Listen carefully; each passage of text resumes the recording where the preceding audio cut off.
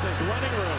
Loads of it. Oh, and a high hurdle by Andrew Harris. How about Andrew Harris, who continues to lead the CFL in rushing yards? And it's truly amazing what he's doing. You think about he's in his 9th year, and very few running backs in their 9th year have the best year of their career, and that's what he's doing right now. I knew that there was something better out there that I wasn't getting. I knew that there was something great.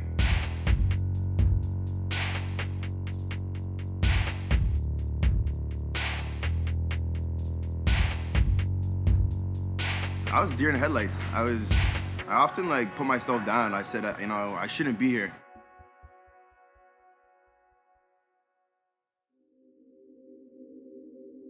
This is Andrew, when he was born, 1987, April 24th, 6:18 in the evening, and you were 10 pounds, 13 and a half ounces. And when I saw you, I couldn't believe how big you were, first of all, and how much hair you had. Tell me about your mom. Wow. I don't have many pictures of you and I, but that's one of them. I never liked taking pictures. It's a weird relationship. I mean, growing up, she did whatever she could to keep me involved in sports, keep me, on the straight and narrow. And, as I grew up and as I got wise to, being a man, being, who I was becoming as a person, she showed her true colors in a sense where she, told me that a lot of my life was a lie. She told me that who I was as a person was a lie. She put a man who was abusive emotionally, physically, spiritually, in front of me, her one and only son, who she claims to, love so much. And I mean, a guy who would be so nice to me in front of my mother, and then as soon as she was gone, flip a switch and become a different person. She always told me that was the last time. Always told me that this is gonna get better. This is gonna be something that we're gonna move on from. And she continued to go back to. In between a breakup, we moved out to Steinbach, and I'm like, what the heck are we doing in Steinbach? And I'm like, fell in love with playing hockey and football, and I found an outlet to go and be away from being at home. You go from living in Winnipeg, to a trailer park in Steinbach, and I'm the only black kid in the school. I'm getting called a People think that I'm and they're just tearing me down. And I go and play the one sport that I knew how to play at that time, which was hockey, and I get cut because of my skin color and my mom's financial capabilities. And throughout that season, they keep calling me up because I'm tearing apart the lower levels, and I'm still just getting torn down and torn down and torn down. And the one time I get into a tournament to play with the higher level team, guess who walks back in my life? My stepdad. And I have tons of love for my mom, but the repeated disrespect, and she just left me in the dark a lot. And I turned that negative energy to sports. I turned that negative energy into trying every possible way to be away from my family, be away from my mom, who is tearing me apart. We moved 19 times from grade 2 to the time I moved away. I still to this day don't know how to tie a tie. I still to this day don't know how to shave properly. I mean, no one taught me how to do these things. These little things that guys, boys, men grow up having, I mean, I was stripped from that. And not even the fact that I actually had a guy who could do that for me, but he refused to do it. He refused to even show any compassion, any love for me. Why did I deserve that? I grew up with a father figure that I hated. I looked at every black man that walked on the street and said, I wonder if that's my dad. Could that be him?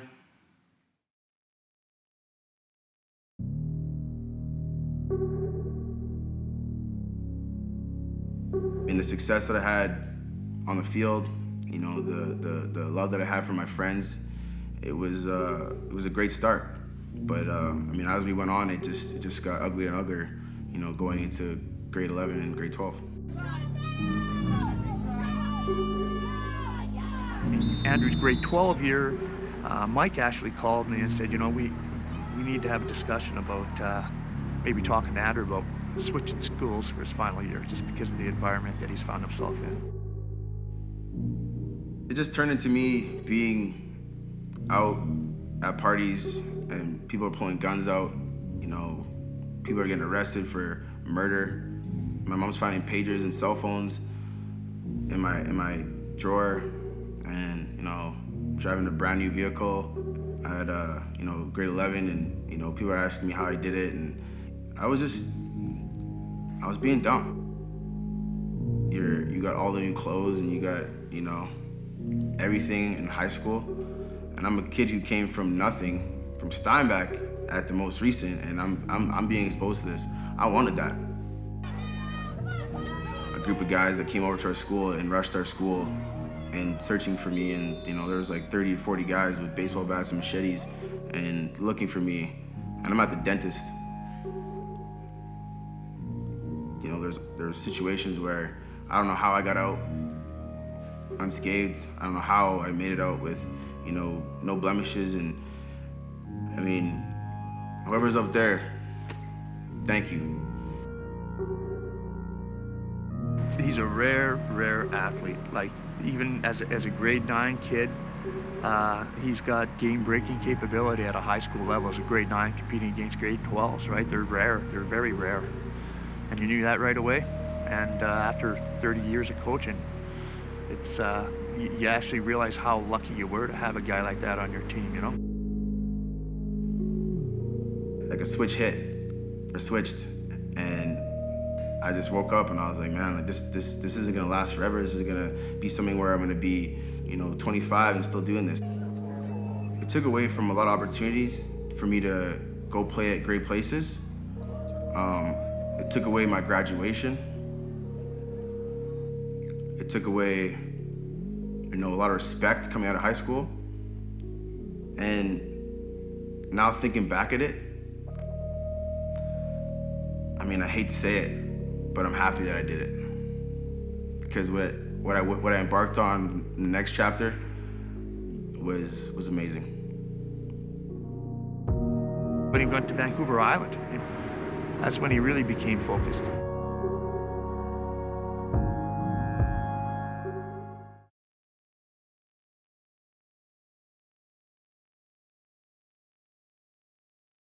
I was going to schools and I was going to try to be the student athlete, but that wasn't me. I wasn't that guy. I wasn't ready to be that guy yet. I was so focused on other things. And I had the opportunity to go to Nanaimo to go play junior football, and I went out and I fell in love with that. I fell in love with the coaching staff, the owner, the city, and I just locked down there and made it my home.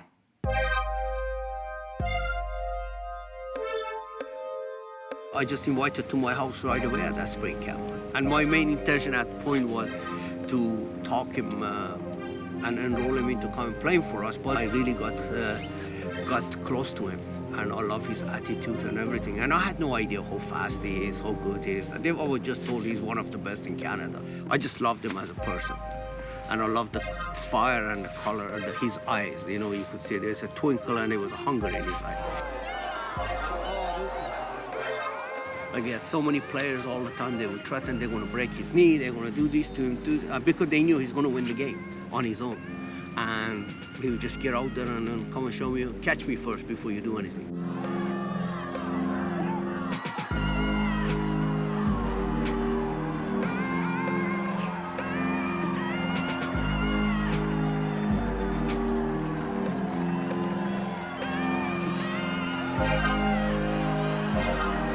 Andrew was part of the Nanaimo team, and I think they were national champions. And, you know, like I said, when Neil would tell me about his stats, they were off the charts, right? And Neil would say, it's a man playing against boys.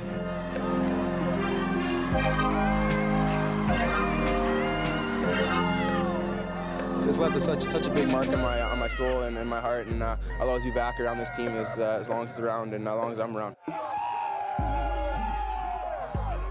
Everyone on the team was from another province. You know, there wasn't too many guys from Nanaimo, so it was like a group of brothers kind of going through the same thing at the same time, which made it easier to deal with for sure. 2009, I signed a practice roster deal with the BC Lions, and I was super excited, but I didn't realize the amount of traveling and the amount of commitment and dedication that this was going to take. I'd wake up at 7:30, 8 o'clock, take the bus down to the SkyTrain to practice, get to practice from 9 o'clock till 1:30. As soon as practice was done, I'd take a SkyTrain down to the harbor where the float planes were. So I'd float plane over from the float planes from downtown Vancouver to Nanaimo, and then I'd get there around 3:30, 4, and then I'd practice with the Raiders around 5:36. That'd be about 3-hour practice. So I'd get done with that practice, then I'd go to the ferry. So take the ferry from usually around 9:30, 10 o'clock, and I'd get back here around 11.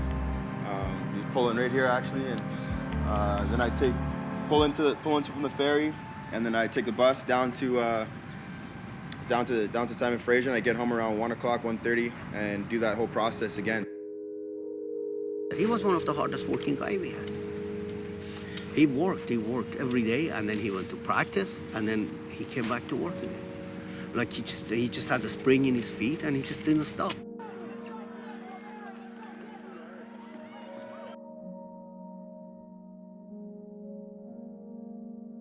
Having Hazel and having the opportunity to go play professional, having an opportunity to go to camp, I was blown away about the fact that I could have that. There's nothing that I won't do for her. I mean, even my fiance says I'm soft, and you know, she's got me wrapped around her finger, and like I don't care, honestly. That's my baby, and she's gonna get everything that I didn't have.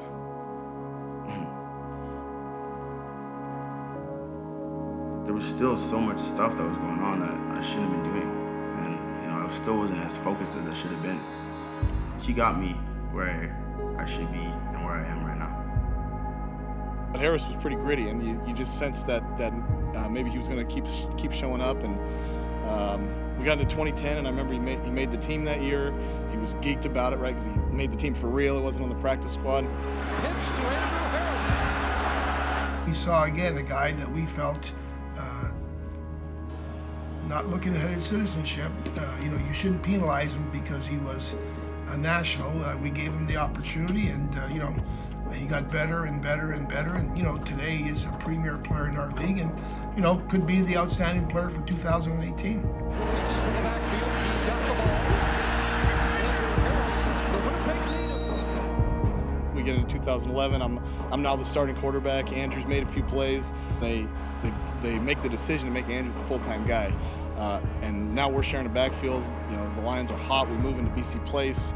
And, you know, and it was just kind of a storybook ending. It was Wally's first time walking away from the game, and we sent him out with a Grey Cup win at home. And, you know, here's Andrew and myself. He's the most outstanding Canadian in the Grey Cup game, and I'm the MVP of the Grey Cup. And, you know, we're looking at each other like, man, how fast does life go?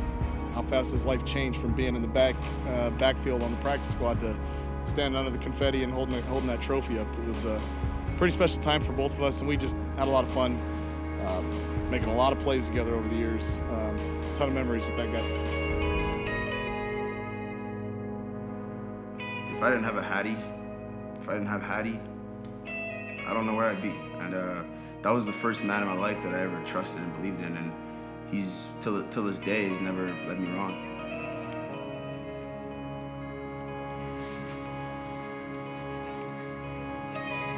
It's the biggest thank you can give anyone. Biggest acknowledgement. Now we're getting that old, we can just talk about good old days now. It's no more of what now. Huh? It's crazy. It went by fast. I mean, when I found out that the man on my birth certificate, my middle name that I still hold to this day, is not my dad, that's some guy named Ron. When I found out that the guy that's on my birth certificate is Jamaican, and I got a Jamaican flag in my room. My dad's from Barbados. I mean, internally that tears me apart, but it kind of makes me laugh. I'm like, of course. This is my life. This is how it goes.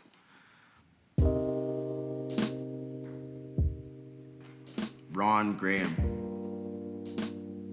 I keep getting these LinkedIn invites. I signed up to LinkedIn and like, what the hell? Let me just put this dude's name in and type in Ron Graham. And boom, his face comes up. And like this smile that I have right now, that one right there, I see that in his face. And I was like, wow, that looks like that could be my dad.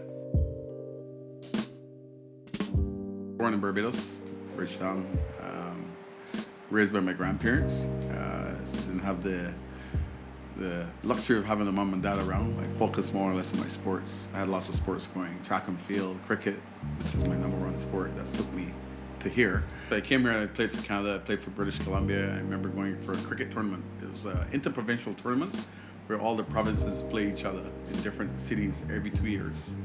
That year it was Winnipeg, and I had a brief relationship with a lady there for a very short period, and then I journeyed back to Vancouver.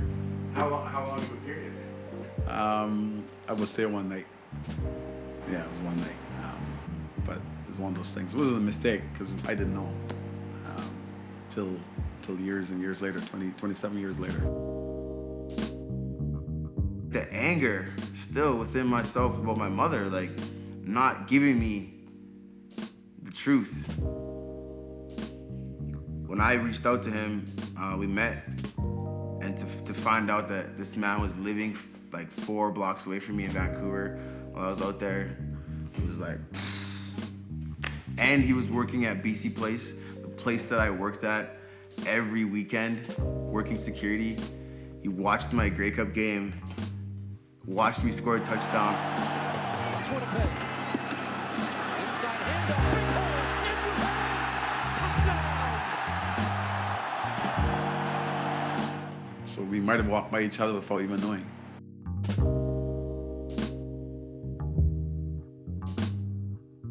Meeting him, getting to know him, I was blown away, but I really realized that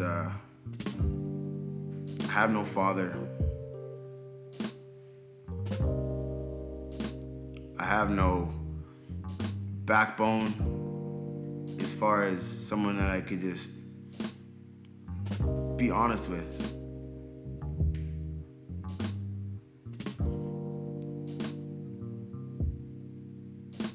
I don't know what I did to not have that, but for whatever reason, thank you. Because it made me tough as shit.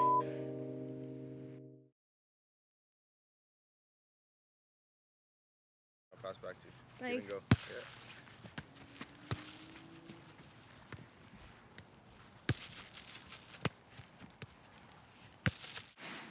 1,000-yard season, 2012. A running back coach got this made up for me.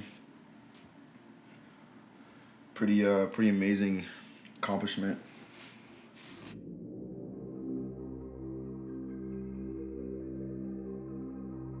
And Andrew was a great competitor. He had a tremendous fire within him. But there's a time and a point, I think, where it's maybe time to move on. It happened to me in Calgary, and I think the best thing that happened to Andrew was when he left us to go to Winnipeg. The writing was on the wall, and I wanted to come home. Andrew, what's the last 48 or 56 hours been like for you? It's been crazy. Definitely a lot of excitement. A lot of friends and family and people out of nowhere that I haven't talked to in years hitting me up. You can just see clearly how happy he is. Right? So there. Number 33 is extremely important to me. I had a friend that I played junior with. He had a troubled past, and he's from Calgary. We came from totally different worlds and different lives, and we just connected, and we had a certain bond, and he was a part of this lifestyle that was tearing his family apart and himself apart, and he became clean, and then And we went through fatherhood at the same time. His daughter was born January 1st. Mine was on the 15th. Driving back from camp, he got in a car accident and he was killed. And Aaron was the type of guy that had a certain energy and a certain vibe before games. And I wore number 20, and I changed my number immediately once I found that he had passed away. And when I switched my number, I was just an absolute animal. Like I became. My level of play just went from here to here, and I really believe, like, wholeheartedly, it was because of this guy. And now, till this day, before every game, I go down on one knee and I say something to him, and I really feel like every game he's beside me, he's with me, and on my arm, he's around my neck at all times, and he was a great friend. I'm playing the best football in my career, in my life, at 31. And it's just a product of my environment and the people that inspire me. You know how proud I am of you. Still am proud of you.